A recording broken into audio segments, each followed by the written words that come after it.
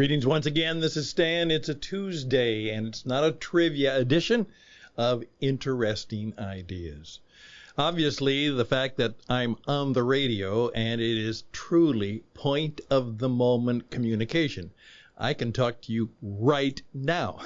I don't have to take time to write something up or to print something or anything like that. The magic of radio is it's right now.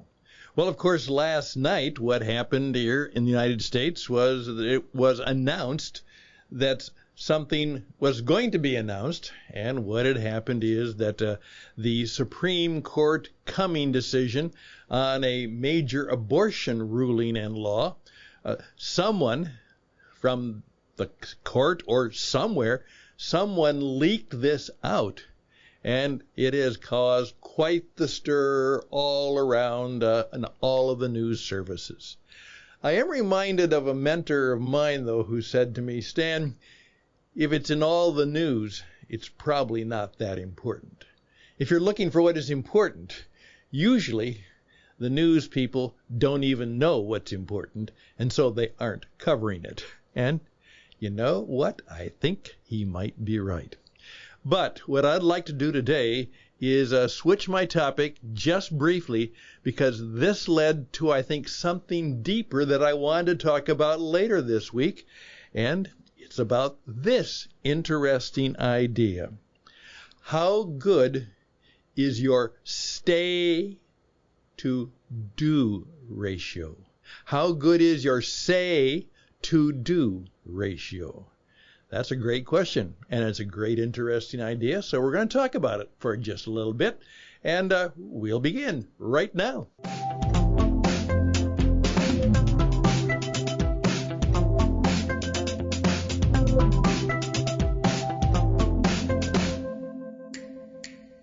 Okay, again, my name is Stan Houston, and I have lots of interesting ideas, but I also am looking for other people who have interesting ideas, and then we share them. And so, again, full attribution, strategy in business, it's leadership, and a gentleman named Adam Bryant put this little note together, and that's exactly what he was talking about. How good is your say-to-do ratio? And the right balance is heavy on follow-through and reliability. Those who have it will go further in life. Well, let me see if I can segue from what happened. Obviously, as the news people are reporting, is that the United States Supreme Court has a reputation for no leaks. People leak things they're not supposed to all the time, out of businesses, out of companies, out of corporations. And the government is one of the worst places where people violate confidences and they leak things, at least hoping that it will be to their advantage or perhaps to the disadvantage of somebody they're after. But the point was that the Supreme Court had a reputation for many, many years that just did not happen. And as someone pointed out, the idea of someone in the Supreme Court, and it had to be someone at a higher level, doing this act is going beyond the pale, beyond the barriers, beyond just good or bad. It's violating all the principles and the characteristics, and they violate the trust that people might have in the Supreme Court. Well, here's the problem. Somebody, sometime, in their taking a position, made a promise. They were all told, they were all expected, and they all said yes, or they wouldn't be there, that they would always maintain the confidence of the court. They all had to say that. They all had to know that. They all had to agree to that. And they all had to really know that that was important to do. And someone did it anyhow. They did not keep their word. They didn't do what they said they were going to do, which is to always keep a confidence. They didn't do it. So that's the bigger implication. And unfortunately, as I've found out, and as many people, particularly in startup businesses and businesses where it's very vital that you've got a small team or a small gang, as I sometimes say, and we'll talk about the difference between a team and a gang on another program, because that's an interesting idea too.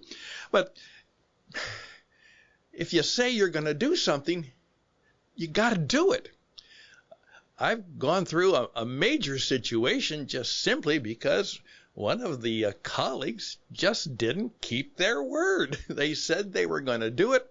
The major thrust of the business development was based on their known ability to do it, and they said they would. Now, there was no written contract. It was more of a covenant. It was more of a promise. It was more of an expectation that we had of each other.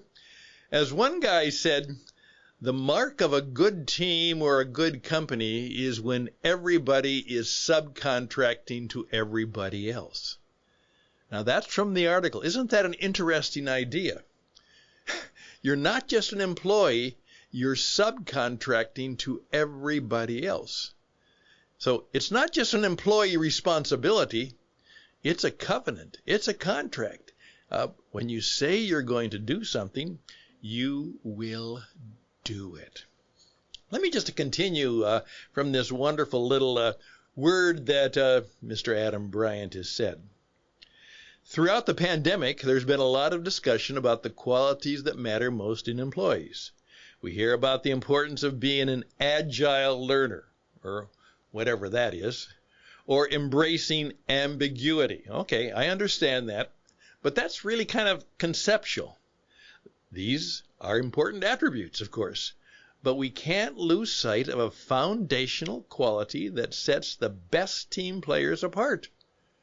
Reliability. What an old-fashioned word. Reliability is the theme that has come up often in my many interviews with CEOs over the years.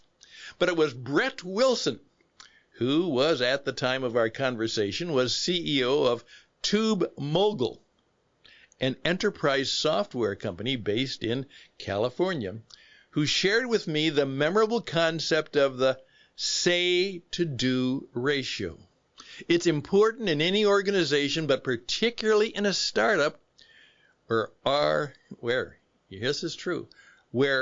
all the odds are against you in the beginning. I one time heard someone beg off, and I remember this. He said, Stan, it was a great idea, but we did, one of our due diligences, and we found out that the odds were against us, so we didn't do it. I just sat there, and I said, the odds are always against us. In fact, one of the terms we use in what we call the cowboy code is if the odds are against you, if you're a cowboy, that's when you do it. That's when you really do it. You do it when the odds are against you. You do it anyhow. So, you just need people who follow through. And it's a lot more fun when people you work with do that. You can count on them. You can get by with fewer layers of management. And guess what? Communication flows faster. There you are. What is your, say-to-do ratio? By the way, I would really encourage you to take this interesting idea. First of all, I'd love to hear your comments about it. And obviously, tell me stories of employees or partners or colleagues who have that quality, and share it with me, and let's shout out about them. On the other hand, sometimes we just have to remind ourselves that there are too many JEs. There are Judas events that take place in life and business. And we simply need to be aware that that often happens.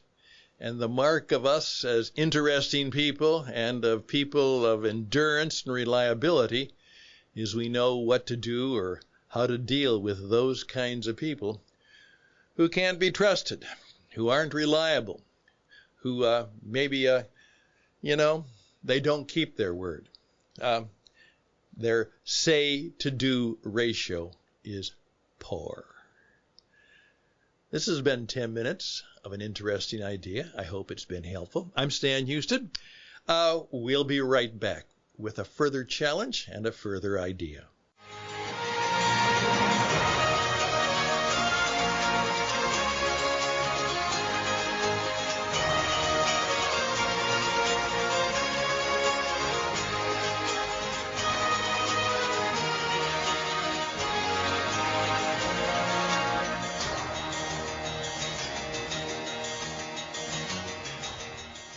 And again, I make sure I try and do it 3 times. Thank you to Mr. Adam Bryant, who is a managing director of XCO Group, a senior leadership development firm, and he is the co-author of the CEO Test. Master the challenges that make or break all leaders. The CEO Test. Master the challenges that make or break all leaders.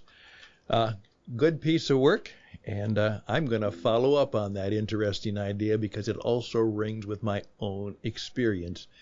And someone said, Stan, you don't have to do that. You don't have to still do that. And I said, I gave my word. I gave my word.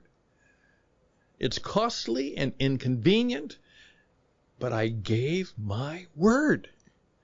And I'm still doing it. I appreciate you if I can be of help to you. By the way, one of the persons you need to have in your stall of good people are people like me who have a little bit of wisdom, insight, and truth. And as my wife often says, you know what? Stan, you're just so full of good ideas, sometimes you drive me crazy. I can't take it all. Well, that's true, and that makes me a little bit boring to her, a little bit challenging to her, but you need people who come in and in a coaching, consulting, I hate that word in some respects, a coaching and mentoring and teaching and storytelling way to help you come up with good ideas. Because innovations and creativity and meeting challenges you've never seen or met before all have to be done. Not with the same stuff you've done before, but with new ways of thinking, new ways of doing, and new ways of solving old and perennial problems. I'd be glad to help you. I'm Stan. You can reach out to me at stanhouston@gmail.com, stanhouston@gmail.com. And remember, how good is your say-to-do ratio?